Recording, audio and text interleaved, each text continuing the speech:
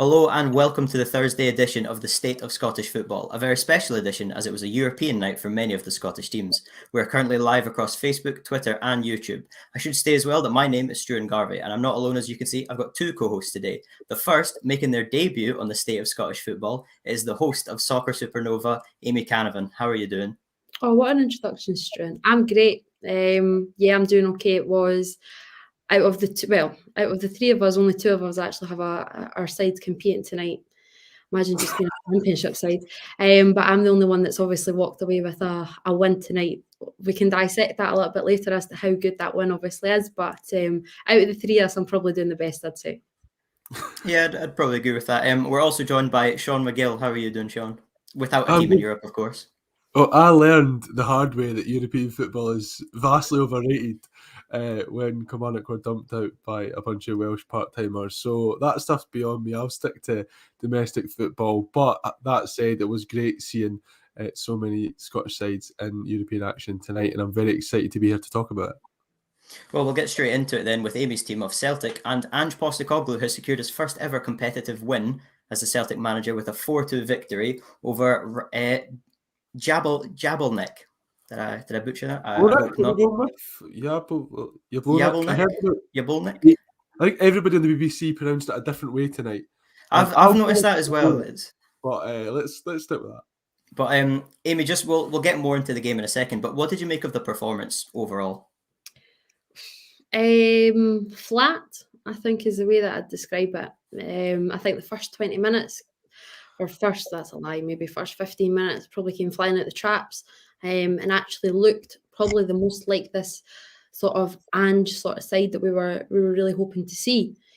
Other than that, as I said to you off air, the fact that we were talking about Charlie Mulgrew's time at Dundee United, that all of the 3 games or whatever it has been, it kind of proves how flat and how unimaginative Celtic really were. There wasn't a lot to talk about. So, the job has been done for this evening. The tie is not over, despite what some may say.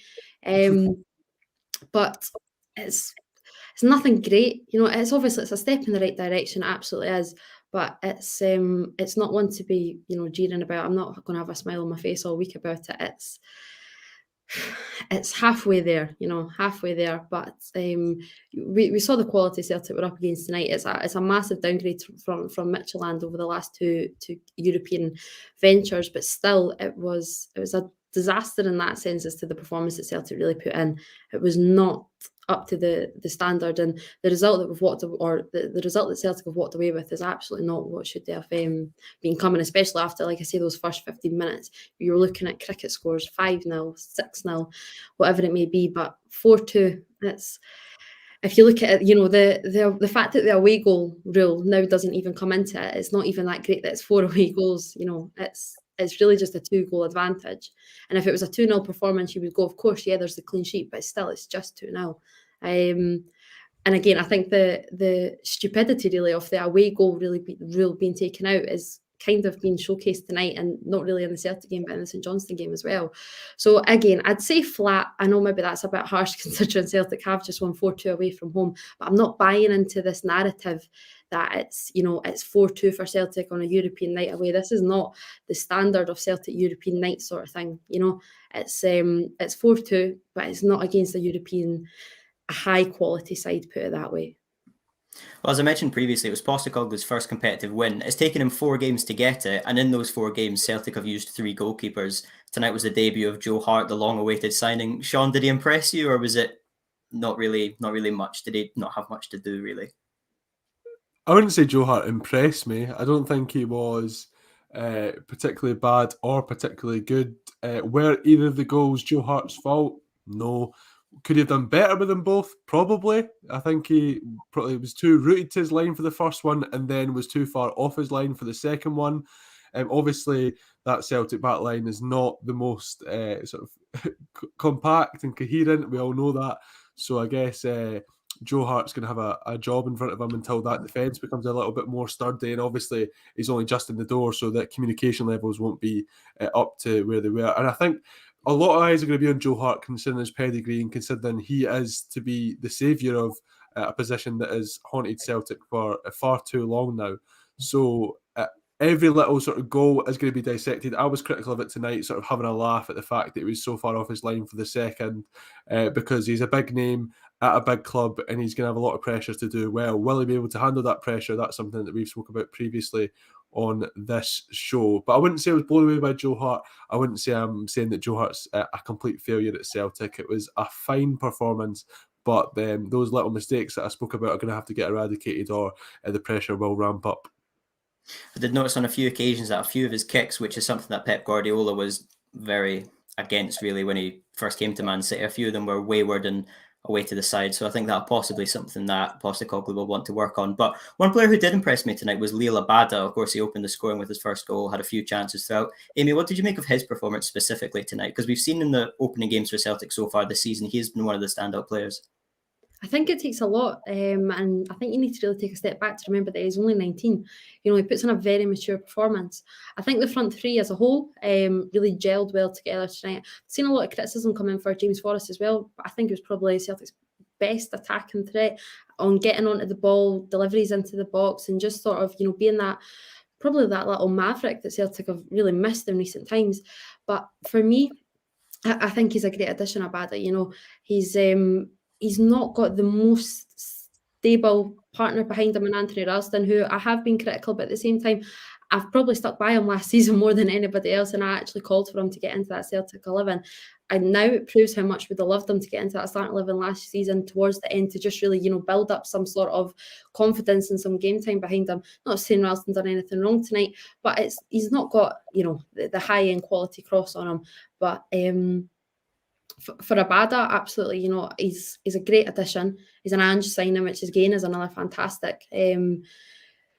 But I really, it's something that's probably been lacking. If you look at the last two signings, there's been a lot of doubt as to how much they are both Ange Postecoglou's choice, especially that of McCarthy. But Abada, he looks hungry, and again, that's something that's really been lacking. So it's exciting to see. Like I say, he's 19, which is fantastic, and he's not scared to get onto the ball. Get into that position, take a player down to the byline. His end ball could maybe improve a little bit, but with a little bit of time, I think he's got a big Celtic future ahead of him. Sorry to jump in, Struan, but I just want to pick up on something that Amy said there about not about Abada, but about James Forrest, because I've long been saying when we're talking about who we should have in the Scotland squad, that I just feel like James Forrest carries such a goal threat when you look at his numbers.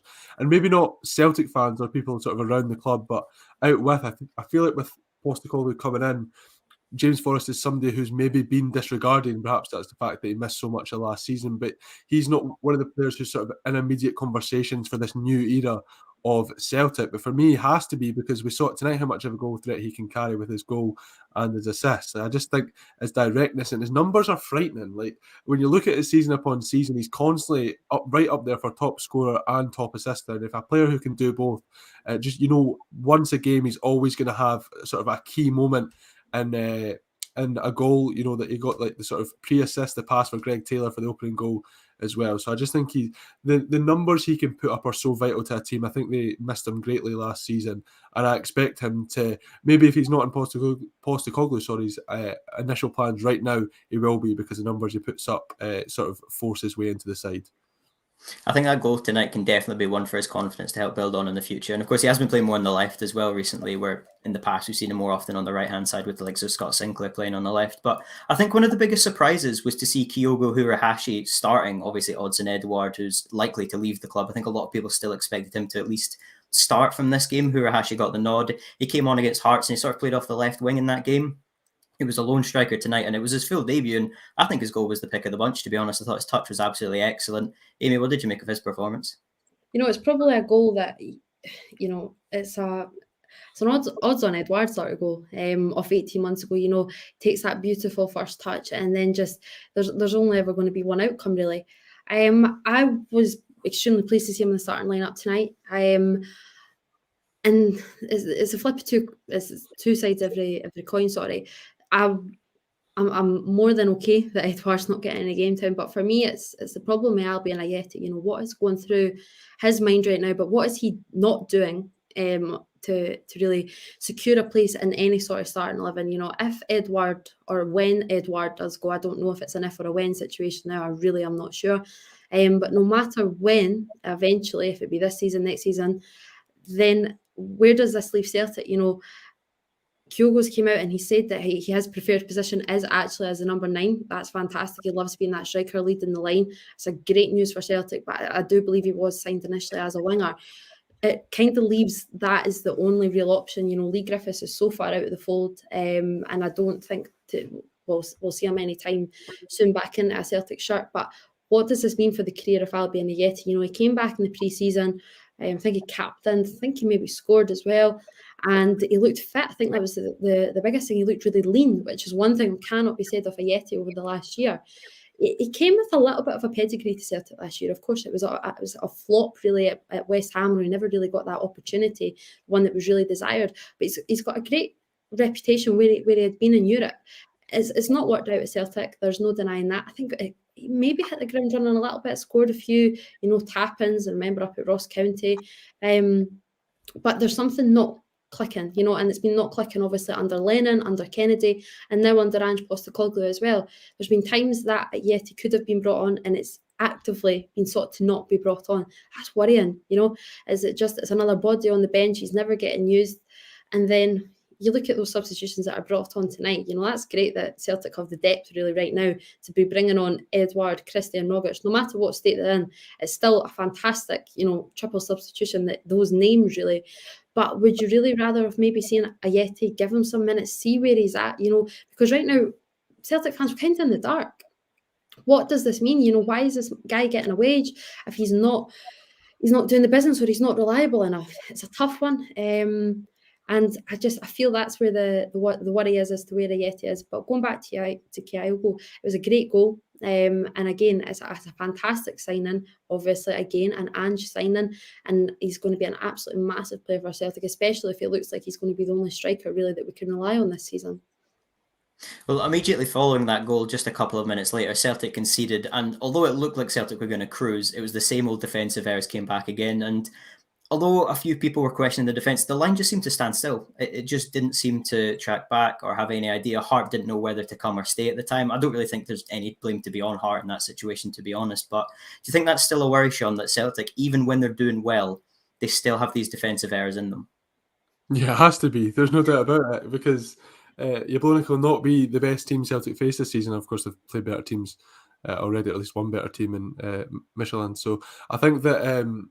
it's a massive concern. I mean, is he massively at fault for any of the goals? No, but Carl Starfelt has come in as this sort of defensive rock. He's meant to be the one who can sort of save the Celtic defence alongside whenever Christopher Julian returns. And I know that Nir Bitton shouldn't be there, and it baffles me why Stephen Welsh wasn't in that backline tonight, considering how well I think he's played for Celtic and the way that he was kind of rushed into that side last season. He was thrown at the deep end in a terrible time, and I think that apart from the odd blip, I think he's handled himself very well, and he's actually a very promising Scottish centre-back that we can all get quite excited about. But for Starfelt and Beaton tonight, I don't think it was a good performance. Balls over the top, completely catching them out. I mean, the sort of staticness of Beaton, if that's a word, was ridiculous for that ball over the top. It's when the goal scorer has the ball on his foot where Beaton actually reacts. Like, it takes him so long to even consider running backwards. So I think that's a massive concern. Like, we've already touched on Ralston. I actually was keeping an eye on Greg Taylor because, of course, being a Kilmarnock fan, I rate him as a player, having watched him for years come through us. And I think that it was so interesting to see him take on that role as kind of an inverted fullback. He was picking up central midfield positions, but to me, it's never Greg Taylor's game. I mean, I've watched him for years at Kilmarnock. He's a fantastic one-on-one defender, one of the best I've seen it, Kelly.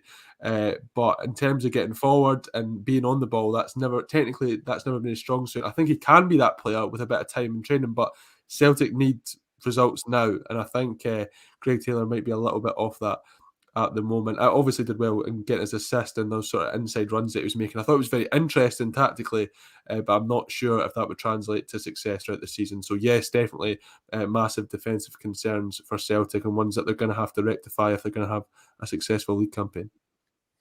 I think definitely. What was quite reassuring is that how Celtic were able to hold on after that. They didn't concede another one. They were able to stay steady and sort of see out the second half. And then they made a good start. Of course, James Forrest, who we previously mentioned, his confidence will be right back up getting that goal. But the other goal that Celtic conceded was just almost a bit ridiculous. And I feel we're going to speak a wee bit more about Nir Bitton here. But should he be doing better there, Amy, when the ball gets chipped over the top? Would a natural defender be able to do something else there? Because the goal has gone down as a Nir Bitton on goal and the locations I've seen it. So I just think it was a bit poor. I think he could have done so much better. He just seems to half-heartedly try and clear it and just ends up kicks it into the back of the net. I don't care even about the natural defender sort of stance. It's a natural footballer. Your prime reason is or your prime goal, to pardon the pun, is to keep the goal away. To keep the ball out of the net, to deny any goal scoring chance there. And he goes in, like you say, so lackluster, so lazy, so half-hearted, whatever way you want to describe it. His body positioning is all wrong. The only way that he can, from that position, and really stop the ball going into the back of the net is actually back heeling it. Even if he'd attempted that, I'd give him maybe a little bit of kudos or a little bit of leeway. But kudos is maybe a bit far. But there's no attempt there. Obviously, it's more momentum is carrying him through to even eventually latch onto that ball. There was an opportunity. It came off the post. If his positioning is right, if his body positioning is right, that ball is not going in the back of the net. There's no any speed on the ball because it's a delicate little chip. So it's not that the pace has caught him out. He has failed to do his one primary job, really. Tonight's performance is not, it's not a reactionary response, really, to say that Bitton shouldn't be anywhere near that Celtic lineup. These calls have been happening, probably for years now, to be quite frank, and certainly not anywhere near the back line.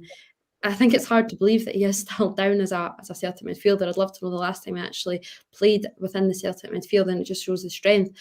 He's probably a decent squad player at best. He's another body. For me, the only reason that he's been included tonight as well is you would say his height. But there was that opportunity. There was the 91st minute, and he goes up for that header, and he fails. And obviously, it leads into, I think, Joe Hart probably making the only real big save that he needs to make right at the death. What is his purpose? What qualities is he bringing to the table? If you're looking at Stephen Welsh or Nir Bitton as your two opportunities, your two choices to start this evening, what is Bitton contributing that Stephen Welsh isn't? I'm struggling to see anything, and then you flip it, and Welsh is bringing so much more. I think the biggest thing is that Sean alluded to, obviously, the dream partnership at Celtic right now, it seems, is going to be Starfelt and Jullien. We have no idea when, really, Christopher Jullien is going to come back and what condition he's going to come back in. This has been a lengthy period of time that he has been out. It's now a new manager as well. We know what pre-injury Jullien could offer, but we also know how prone to injury he is as well. So it's so vital. It's vital to bring in another centre half. But if we are really only looking at these options right now, it's so vital that there's a solid backup to Jullien, really. And Stephen Welsh does just seem to be that natural, that natural position to fill. I don't really understand what he's done wrong. He started obviously against Midtjylland alongside Dave Murray. It was a decent performance from him. At 21 years old, that was him having to be the main man in the Celtic back line alongside a guy who's 19 and is making, every day is still such a learning curve for him, and he's making debuts left, right and centre because he's just still so young and so new to this. But Welsh has not done a lot wrong. There's been a few situations that he obviously could have done better, but as everybody says, and it's common knowledge, as we all know, and as Sean said earlier, a little bit of time, game time, that's the only way that he's going to improve. Having somebody like Starfelt beside him, that little bit of experience, he's going to improve even more. You need to think about partnerships going forward. That centre-half partnership is so important to any side and so important to Celtic, especially when, it's been a circus of goalkeepers. Right now, you're looking at Joe Hart. You're looking for a little bit of solidity in the defence of Celtic. Going forward, it cannot be Starfelt and Bitton. You need it temporarily to at least be Starfelt and Welsh. And I don't understand why we are pursuing with Bitton. These are not new mistakes that he's making. It's blunder after blunder. It's a catalogue of calamities. So really, to still be at this stage, we are, what date is it? The 5th of August, something like that. And Bitton's still starting in European games for Celtic. it speaks volumes, really. And it could go into a lot more depth as to why that deep-rooted problem is still there. But fundamentally, for Welsh to be sitting on the bench ahead of or behind Beaton is frightening, really. And when Welsh, sorry, Strin, but when Welsh has been in there, I feel like he's. Well, I said that there might have been shaky moments. Near Beaton's had far more sort of errors or big sort of catastrophes in that period of time since Welsh came in than compared to near Beaton. I mean, sorry, Beaton's had more compared to Welsh. And Brian Warrior coming in there to say he saw Welsh improving weekly. And that's the sense I got, that every time I saw Stephen Welsh, I was like, he's looking a little bit more confident. He's looking a little bit more assured. And then to take him out the team for a game like this for Beaton just made no sense to me. I thought that Starfelt and Welsh would be the way to go. And from a Scotland perspective, I'd love to see Welsh get some more minutes. It just seems to make more sense for club and country, that one. One of the things as well I've noticed about Beaton is we saw against Mccann getting a red card. You can't have that from your centre half. And when you think back to the Old Firm last season as well, on one of the occasions he got sent off in that game as well, potentially did go and cost the team. So for an experienced player like him, you can't even necessarily say he's reliable, but I think you've got to be asking questions at this point if you are Stephen Welsh sitting watching, saying, I'm a natural centre half, I might not be as experienced or young, but I can stop that goal from going in, etc. And I don't know if that game possibly will be the catalyst to make Postecoglou say, okay, I'm going to give Welsh the chance. But one player who has been given a number of chances under Postecoglou is David Turnbull, but he's not really started this season the same way he finished last season. I think last season for Celtic, to sum it up, was pretty poor. But he was one of the bright sparks in the team. And I think a lot of people expected him to kick on from that. But he's not really been that great. There was a chance in the 7th minute where he just didn't really blasted a shot, really, to be honest. And there's one in the Hearts game as well that came across and he skied it. And he was substituted off in the 65th minute. Amy, do you think that's a problem that Turnbull hasn't quite hit the heights that we saw last season? Or do you think this is just a temporary blip and he'll get back to his usual form in no time? There's no denying it. He's really struggling in this sort of system. I could be wrong, but I think he's 22 and it's only 80 competitive matches for him. That's not a lot. He showers himself in quality. You cannot doubt that. He's proven that time and time again. But his experience is not there. And really trying to, develop and understand this system, he's struggling. He doesn't really know where he's at. I feel there's a lot of times that he doesn't know, should I be in the box? Should I be hanging on the 18-yard box? Should I be dropping deep? It just always looks a little bit messy. There's sometimes he's dragging out to the wings, but then doesn't really know what to do out there. I don't feel that this is a system that's suiting him. I think probably 6 months ago, there was many of us like, right, we've got to build this team around David Turnbull. You can't do that right now, and obviously Ange Postecoglou is certainly not going to do that. He's going to stick solid to his system, and it pains me to say it, but I don't think that David Turnbull's the man right now to really to fill that void. It's such a crucial role, just to be sitting in behind the front three. Everybody knows the attention that's really been turned to how imperative these wingers are in Ange's system, but you need somebody to be feeding those balls out to the wingers. If Forrest is stretching, Abad is stretching, that means a massive gap in the midfield, and Turnbull's just not quite got that or mastered really how to cover that ground as of yet. McGregor steps forward, Sorrow is much more reluctant and he likes to step back that little bit. I think there's been a lot of criticism really for Sorrow as well. A lot of his passing is backwards. He again is not really sold himself in glory here, and I think he could be in a little bit of jeopardy as James McCarthy starts to get himself into the fold. But it's not clicking right now for Turnbull for whatever reason.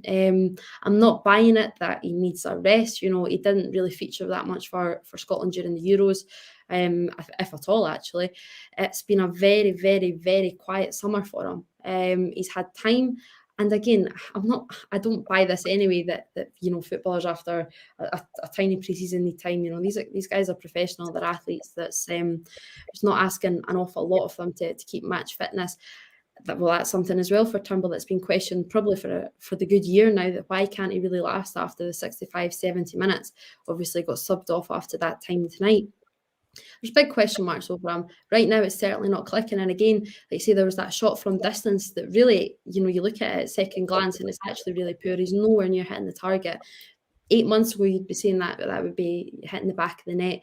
He just doesn't look confident in his own ability. Again, he is still young, but so much was heaped onto him that he came in, walked into the Celtic side and actually offered a little bit of oomph, which had really been lacking, obviously, if you can cast your mind back to those 8 months ago. But now it just goes right back flat again, and he's not offering that creativeness that we were all dying to see when we first needed it. Just to jump in on David Turnbull, so I keep doing that to you, Strin, but let's go. Amy's making points that I'm keen to pick up on. I think when Turnbull broke onto the scene, it was that sort of the unpredictability. It was very the thing that really got him attention and got him the move eventually was the way that he would burst into the box and get goals from out of nowhere.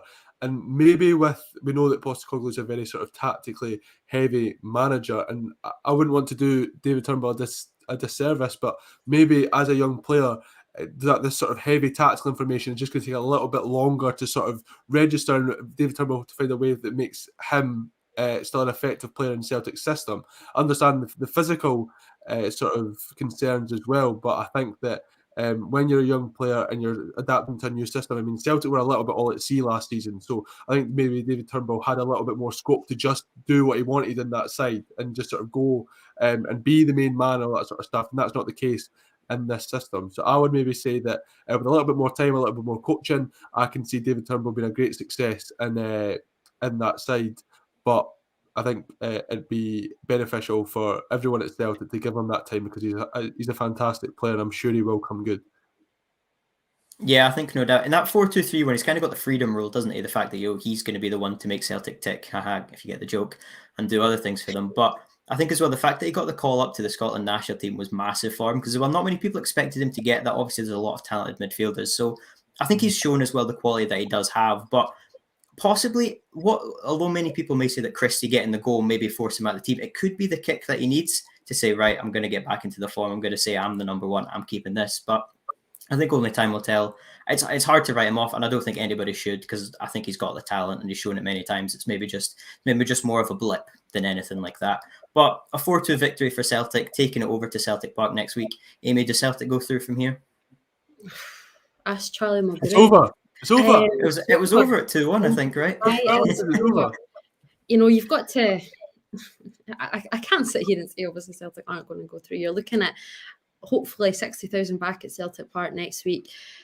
2-goal advantage. If Celtic chuck that, serious questions have to get asked of Postecoglou. He is getting a lot of time right now, and rightly so. A lot of Celtic's frailties can't be pinned onto him. But there's other things, that he does have to take a little bit of the flak for, i.e. starting Beaton tonight. That's nobody else's decision bar his. There's other things that you can blame the situation that Celtic are in, the board. There's different avenues you can go down there, and Postecoglou does have to be given not a free hit. I don't like that, but has to be given just a little bit of time and lay off on the flak. But next week it has to be delivered. Can't go any worse really. So it's a Celtic one. It's a Celtic one. Please God, make it a Celtic one. Well, we'll move on for Celtic. And I think this result, for me, it was the most significant of the four featuring Scotland teams tonight. And it was St Johnstone getting a 1-0 draw away to Galatasaray. Galatasaray finished second in the Turkish league last season, level on points with Besiktas. I think they believe they've lost it on one goal in the goal difference. An unbelievable team, really. And St Johnstone drew 1-1. Sean, how special was it, before we even get into the result, how special was it that St Johnstone were playing in the Europa League against a side like Galatasaray? Yeah, I mean, massively significant that they were playing that game, but the way they played against them is more significant. The way that they stifled them and gave them a proper midfield battle and scored against them. I know it's a penalty, but the fact that they got that goal, and like we sort of alluded to, it's going to get a bit boring saying, imagine there was away goals, but imagine there was away goals. Imagine St Johnstone were going into this the home tie with an away goal against Galatasaray, and I mean, it wasn't the best penalty in the world from Jason Kerr, but it did its job. It went right in the corner, and I think that's great for him. The club captains get the goal. Midlothian make them best, don't they, Amy? That's a fact. But yeah, I mean, obviously significant to have that tie and all the sort of glamour around it. But I mean, the fact they did get a result, I fancied them to get a result, but I think the way that they did it was absolutely fantastic. I ought to give praise to Alan Mccann. I'm sure we'll get on to him, but I think he was great in that midfield battle. And it was just a shame that they conceded so soon after scoring that penalty, just a little bit longer. And I'm sure those very passionate Galatasaray fans would have got right on the back of their players, and that sort of negativity might have seeped onto the pitch. So just a little bit longer might have made for an even more famous result. But all in all, you would have taken a draw heading into the next game, and with their first choice keeper suspended as well, Muslera, who we know very well from being Uruguay's number one for a number of years. So a massive result for the Perth Saints, and I'm sure that it's going to be a special night at McDiarmid Park next week. I think straight from the off, if you offered St Johnstone a 1-1 draw, you'd snap your hand off type situation. But it does go back to the classic saying of you're at your most vulnerable when you score. And unfortunately, it was 90 seconds, 120 seconds after they went 1-0 up, they did go on to concede. But I think the significant fact is that they did score. As you said, it was a penalty and a red card that caused it, but they were able to hold on. I think after the first 15 minutes, a lot of people were saying that it could be a cricket score. Galatasaray were all over them. Xander Clark made a few good saves. He hit the post as well. Amy, how important was it that they saw out that bad spell and were able to grow further into the game? It shows extreme and immense mentality. Callum Davidson's done an absolutely stupendous job. I think if you look back at this time last year, it was one competitive game as manager of St Johnstone. Now he's got a result against Galatasaray away, and he's done the cup double. It's fantastic to see. Like you say, it speaks so well of this St Johnstone side that Galatasaray were constantly knocking at the door, and it really did just seem a matter of time. I think it was even said on commentary as to when they were going to get that first goal. They were absolutely all over them, but they stood strong. Xander Clark was forced into a few good saves. Clark is a good keeper. You can say what you want. He is a solidly good keeper. And it was just a great performance, as Sean said. Jason Kerr, I think we've all got a soft spot for him, especially here. And it's fantastic to see. No surprise how many clubs, have been sniffing around that St Johnstone backline. They've been terrific. They're so solid. And a lot of that does as well have to go down to Tommy Wright. He had them as a solid side as well. Hopefully he really influences that on the Kilmarnock side. That's well needed. But it's absolutely fantastic. It is the best result across the board tonight. And you got to hope that something amazing pulls off next week at the McDiarmid Park as well, because this is a massive European side. Maybe not what they were a few years ago when they were constantly in the Champions League and pulling off their own big results. But the money there, they've got Arda Turan sitting there, Ryan Babel's flouncing about on the pitch, who did actually perform pretty well, to be honest, because I've been critical of him for quite a long time. But it's a pretty star-studded Galatasaray side still, in comparison to you're looking for a Sean Rooney header. It's brilliant. It's a great night. So glad that we all got to see it on the TV. I think it was getting a little bit to worrying stages that we weren't actually going to get to see this absolutely immense tie, but we did, and all eyes are on next week, because a real shock could be on the cards. I think definitely the fact that it was on free to view TV and everybody could see this, I think was massive. Such a special night for Scottish football. But I think it's hard to identify just one player for St Johnstone. I think the entire team were fantastic. But Sean, you did touch on Ali Mccann. Did he stand out just a bit more than the rest of the players for you? Yeah, I think he did, and he does that fairly often. This St Johnstone side, without being particularly flashy, he doesn't score loads of goals. It's not like he makes sort of game-saving challenges all the time, but he's just constantly in and around that midfield battle. And for a player of his age, I just think it's so impressive. He's just burst onto the scene last season, and he's a player who I expect big things from in the future. I think that he will be one of those players who heads down south and has a decent career, because at that age, to be performing on that stage as well in your first European tie, and to get stuck in about them and playing the ball around and just doing everything that he did in that midfield area, I think is so impressive. And I mean, Ali Mccann was a name that barely any of us knew this time last year. And for him to now be, it wasn't even a question whether he'd be in that starting 11 tonight. You knew that Ali Mccann would be in it. I mean, Murray Davidson was more a surprise for me being in there, and he's a sort of a proven St Johnstone player over the last decade now.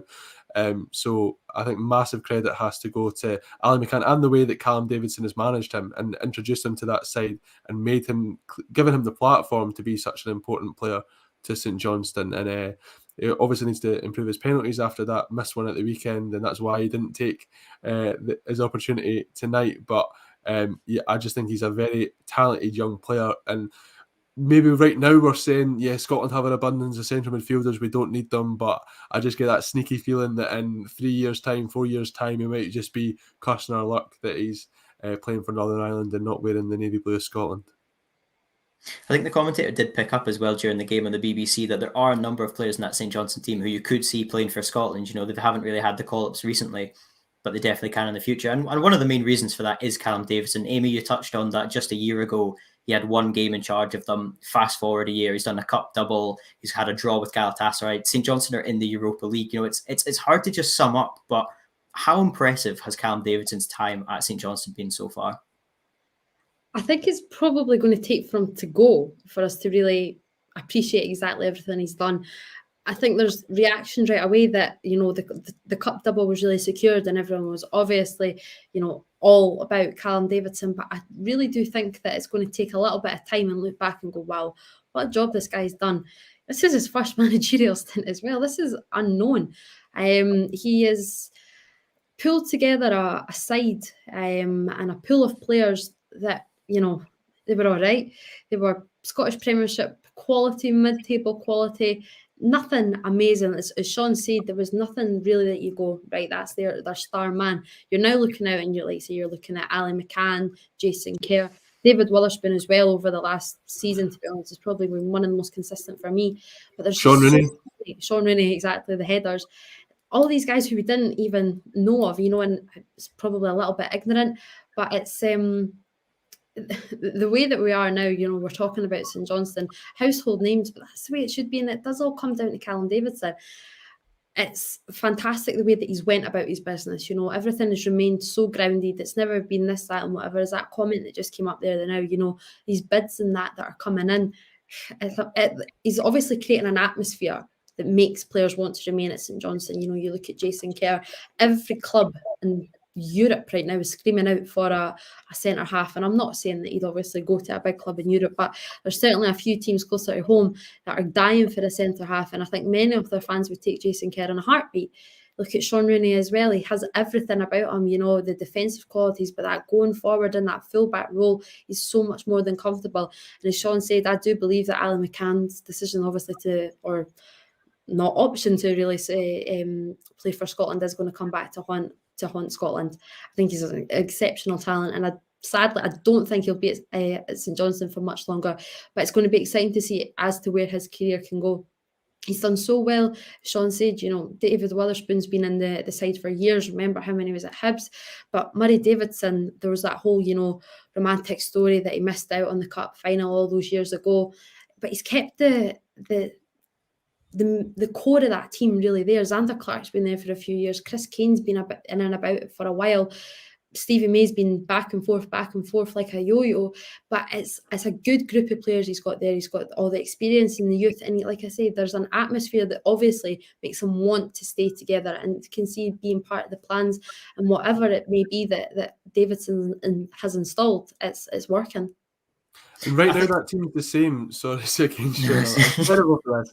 Right, I'll pause every time. I'll give you the space. Just in case I want to run my mouth again. That team's pretty much the same as it was last season, apart from the fact that Scott Tanser headed to the other Saints of the Scottish Premiership, and it was Manchester United loanee Rhys Devine who was in there. I was actually really impressed with until he was at fault for Galatasaray's equaliser, which I thought was a real shame because I thought that he was impressive. He certainly seems like he is a left wing back rather than a left back. I think he suited that style of play. I think he impressed at the weekend as well. And St Johnstone's 0-0 draw. So I think the recruitment seems to be good as well. I think some Saints fans might be looking and thinking they haven't really brought many players in, but it's far more important them to keep a hold. I hope that they can keep knocking back these offers for the likes of Sean Rooney and potentially any that come in for Ali McCann, because I really, really like the St Johnstone squad. I grew to like them over last season when they were defying the odds to their double cup glory, is what I'm trying to say there. And I think that it'd be great if they could keep them together. And who wants to see Sean Rooney playing League One for Rotherham? I don't want to see that. I want to see him here in Scotland scoring more cup final goals. So I hope they can keep them together. And what a story, the fact that they played this game, they drew this game, and they're still very much in this tie. Yeah, I think, you talk about tactical geniuses and managers and your Pep Guardiolas and Jurgen Klopps, etc. But I think one of the most important elements is man management. And these players want to play for Cam Davidson. And I think regardless of how they set up at times, they want to play for him. And I think it's so important, really. But as you say, a 1-1 draw with Galatasaray, it's incredible, really. I'll ask both of you this. Do you think, can they do it? Bringing this result up to Perth, can they walk away? Can they go to the next round? Yes. Yeah, of course they can. Yeah, I think that they absolutely can. I think that McDiarmid Park is maybe not one of the grounds most famous for its atmosphere in Scottish football. Amy's laughing at me. I'm maybe putting that politely. I'm pretty sure they give 3 stands to Celtic and Rangers when they come. But I reckon the atmosphere in Perth will be fantastic next week. And I think, it's been mentioned in our group chat, the fact that obviously we hope that it'll be full stadiums from next week. We know it for some grounds. It depends what the local council says.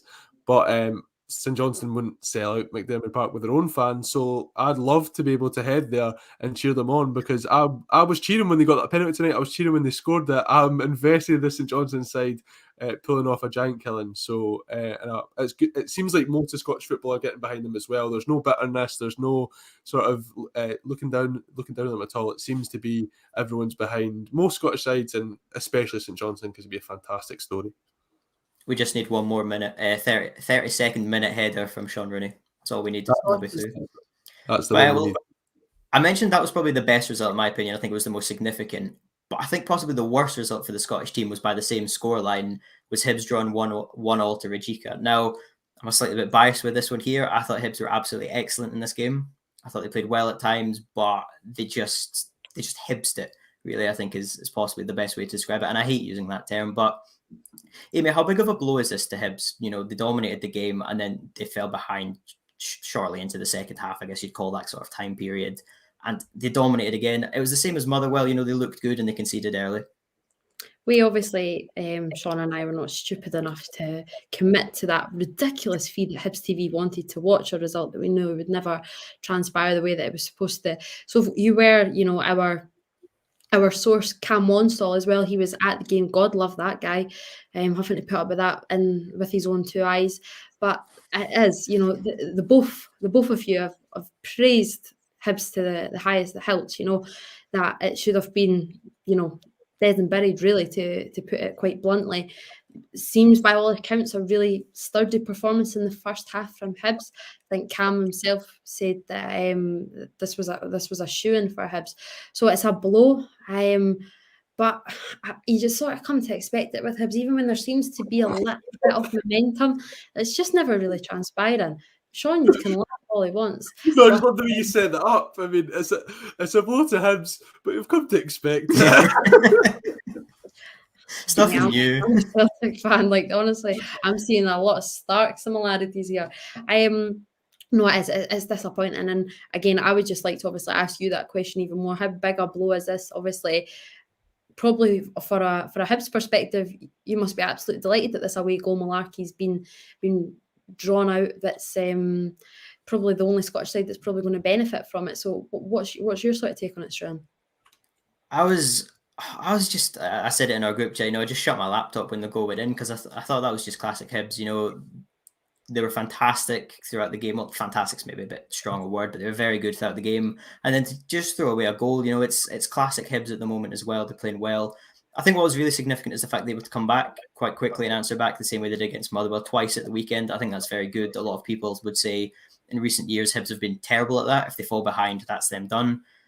But I think it's just a massive blow, because I think the team played really well. I think they deserved more from this. Rijeka aren't a bad side. They finished third in the Croatian league. Of course, Dinamo Zagreb, a really good team, and they finished top. But I don't think it's a terrible result, but it's the fact that's the home result. If Hibs are away, even without away goals, if Hibs were away and picked this result up, I would be far more confident going to Easter Road. But the fact that you're now traveling away, very limited support to get a result over in Croatia, I think is going to be extremely tough with that. But one of the big changes in this game was the drop of Alex Gogic and Jake Doyle-Hayes, who I think has been absolutely fantastic. Many Hibs fans man of the match in this game. He was excellent in the previous Europa Conference League games as well. Very good at the weekend against Motherwell. How important do you think that change is going to be going forward? Because, and this is to Sean, we saw Gogic last season was really important for Hibs, but he's not started the season very well, and he was dropped for this game that would have been seldom last season. But 2 hours against Motherwell, Jake Doyle-Hayes came in. What have you made of Jake Doyle-Hayes so far? I very much appreciate you coming to me with the Jake Doyle-Hayes question because I'm a big fan of him. Before I answer your question, I'll bring up Graham Caldwell's comment here saying I wouldn't say 1-1 for Hibs is a disaster. That Croat team are a decent side, knocked Aberdeen out of Europe a couple of seasons ago. I believe they can get the job done in the return leg, Struan, and he's giving you some hope. And Thanks, Graham. a good side. They haven't lost it this season. They're unbeaten in their first 5 games now, 6, and they drew 3-3 with Dinamo Zagreb at the weekend. So I think that proves how good a side they are. But on Jake Doyle-Hayes, he's a player who massively impressed me at St Mirren last season. And when it became apparent that he wouldn't be rejoining the Buddies, I thought whoever, because it was always, he's not Celtic or Rangers calibre. Anyway, he's still a young player. I thought whoever out of Hibs, Aberdeen and Hearts got him, because that seems to be the inevitable if he didn't go down south, would be very lucky to get him. And Hibs, I think Hibs fans are seeing that is the case already. Dropping Alex Gogic, I think, makes sense to me because Jake Doyle-Hayes can do that. He can be a sort of deep playmaker and dictate the play from there. And it's a positive sign, I think, from Jack Ross, who's sometimes criticised for being a little bit too pessimistic, that he took Gogic out and played Jake Doyle-Hayes in that role. Because the way that he came on and broke the lines and sort of made that midfield so much more dynamic in the Motherwell game on Sunday was game-changing for Hibs. It got them back into the game. That's the reason they opened the season with 3 points. So to have him start this game, I think, was smart. And Gogic is a bit more of a sort of destroyer. He'll break up the play, do all that sort of stuff. Doyle-Hayes perhaps isn't as good at that, but I think can still do it to an extent while being a much better technical player than Alex Gogic. I think that's fair to say. I spoke to one of my pals who was at the game tonight, got him to send me a wee debrief, and he said Jake Doyle-Hayes was the best player on the park quite comfortably as well. I'll give him a wee shout out, Corey, because I know he'll enjoy that. I mean, he thought Hibs were the better side tonight, dominated the chances, had the far better chances, but just couldn't convert them. He thought it's going to be hard over there because that team looked pretty solid, but they lack a little bit of cutting edge. So it depends on whether they can get their goals as well. So I think Doyle-Hayes should be one of the first names on the team sheet. I think him and Joe Newell can be a very exciting partnership, and it maybe depends game by game whether you have Alex Gogic or Kyle McGuinness in there with them, or perhaps Scott Allen if we get further down the line, if they're really wanting to take it to the opposition. But great player. And I tend to agree that it's not the worst result in the world. Hibs are still very much in this tie. But obviously when you have so many chances and you're at home, it's a tad disappointing for the Hibs. Yeah, I think what Jake Doyle-Hayes, as you said, he brings the technicality into that midfield. You know, you'd expect him to open up a defence far easier than Alex Gogic will. And I think although a lot of people see Alex Gogic as that sort of destroyer in defence, you know, a few mistakes early on, it's maybe good to just sort of take him out of the team for a big tie like this and slowly bring him back into it. But I touched earlier on, Amy, there, how Hibs had come back from going 1-0 down quite quickly here. And at the weekend against Motherwell, they went 1-0 down, they pulled it back, then went 2-0 down, and then pulled that back to 3-2. Is this a really positive change from Hibs that we're seeing, that they're now, even when they're falling behind, you know, the heads aren't dropping, they're getting back into the game, and they seem far more up for it at the moment? You know, is that down to Jack Ross, or is that perhaps just new players have come in? You know, there's just a lot more confidence building in the team. Definitely got to give credit to Jack Ross. You know, I think it's definitely something that he has been trying to install during his tenure at Hibs. It's maybe not always quite came off, but you know, it's a tough one because you can go for it, try and get that, you know, equaliser or whatever it may be, but then it also leaves you a little bit short at the back, and then you could easily go 2 behind quite quickly because you look a little bit frail. But it's coming off, you know, that like you say, it's a few times now that Hibs have just stayed a little bit resolute. I think there's definitely a calmness about this Hibs side. I think we can still definitely say that they are inconsistent. I think Jack Ross's tenure at Hibs is probably best described as inconsistent. You know, there can be the highest of highs, but it's the lowest of lows. And when it's the lows, it's little things, you know, and it can be as simple as you say there. It's maybe just not remaining quite so resolute. And just or not losing the Scottish Cup final, that's another one that's maybe a bit of a one. Bottling it, Hibs in it. But it's a quality that every side needs to have and certainly wants to have. So it's good that it's starting to get there. It's coming in at a good time, you know, just before the start of the season, because there's a lot of sides in the Premiership that are goal scoring machines. And Hibs over the last few seasons, when they concede that first goal, you know, against a team who they really should be defeating, they concede that first goal and they just look so lost. And there's a little bit, like, say, experience coming to the Hibs side, new signings, like Jake Doyle-Hayes has got all the experience that even at this young age from his time at St Mirren, everything is starting to pull pieces together. I am a big fan of Alex Gogic. I thought it was a terrific signing from Hamilton. And they just have that little bit of know-how perhaps maybe about them now. It can only go up. I certainly hope that for Hibs. And again, it's a quality that every side needs to have, and it's something that Jack Ross has drawn to a few times. I think we've all been in a few press conferences with him, and he does like to stick to as many positives as possible, that, you know, if we go behind, have the belief that we can just regroup and get going again. So, look, it's not done. Of course, it is arguably the worst result across the Scottish teams this evening, but got to go in with a little bit of hope and really draw from, you know, that opening 20 minutes or whatever it may have been when they really were on top, according to yourself and Cam. I'll go by Cam. I think you're a little bit too biased here, Struan. But if Cam says that Hibs are putting in a half-decent performance, then I'll believe him. So got to take that from next week, get on the front foot, and, you know, anyone's there for the taking.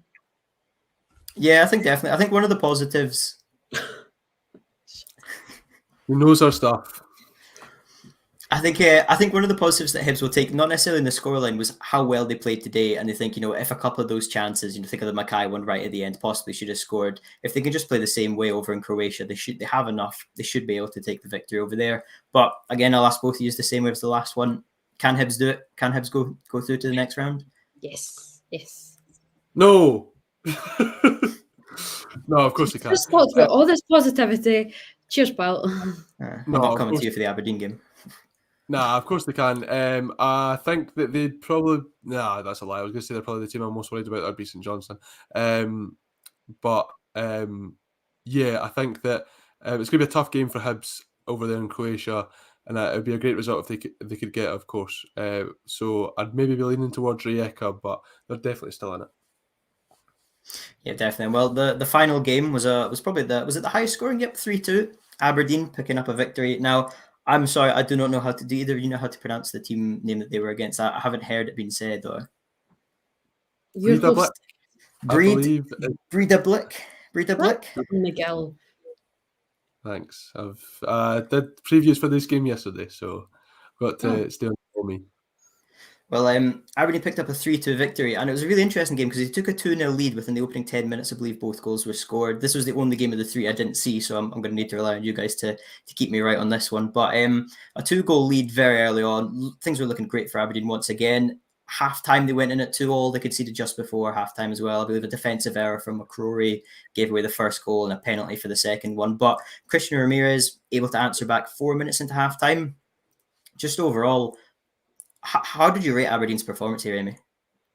It was, we were trying to describe it just before we came on air there.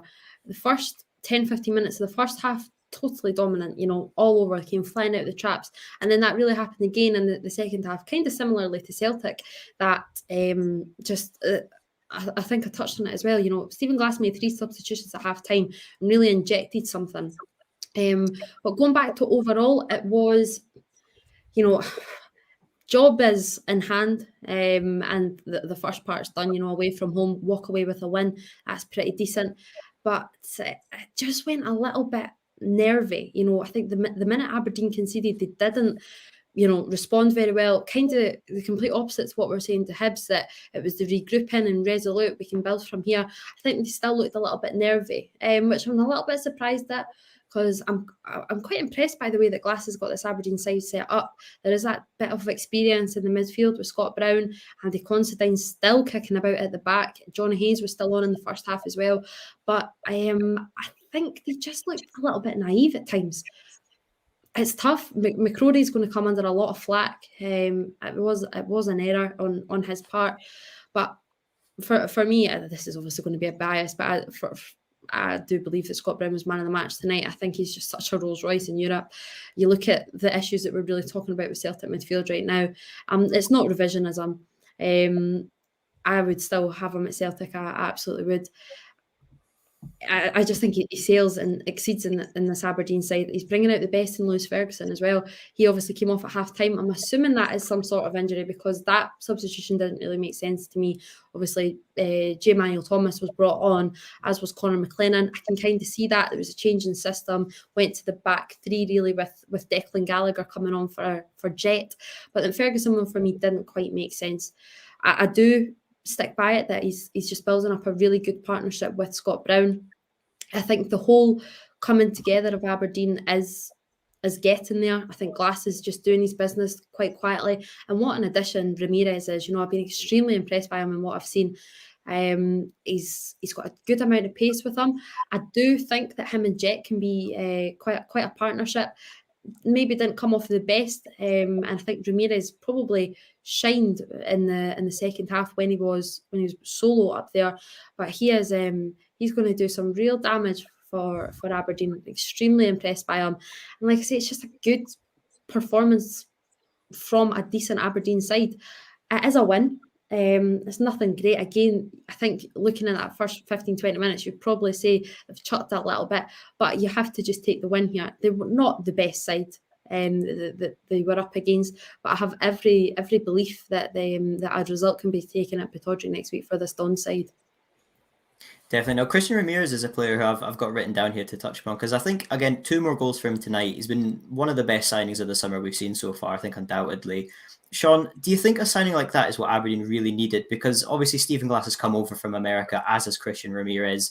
Aberdeen have made a lot of good signings this summer. Amy touched on Scott Brown, the impact he's made. Declan Gallagher, another one. But do you think Christian Ramirez brings something special to this Aberdeen team? He can change games, as we saw tonight, 2 goals in a European tie. Do you think he's going to make a real difference for them this season? Yeah, absolutely. I was a little bit sceptical because when players come in with that sort of hype, everyone sort of said that was a coup for people who knew their stuff about it, said that was quite a coup for Aberdeen.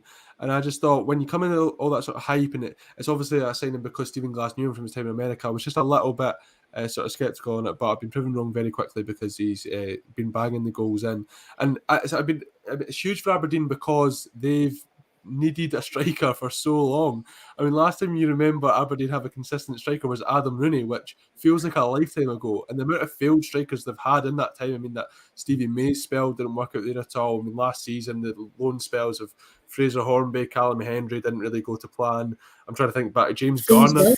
Flo Canberra needs the shout out here. James Wilson, yeah, James Garner, sorry, is a newer player. James Wilson was another one. Flo Canberra last season.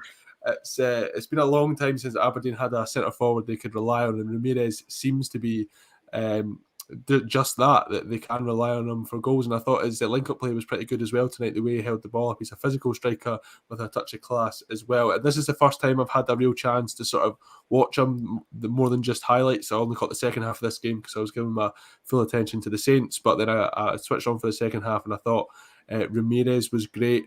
I thought that I like the way that Aberdeen are playing with these 2 young fullbacks who turned wingbacks for a while, and Jack McKenzie and Calvin Ramsey. I think that's extremely exciting.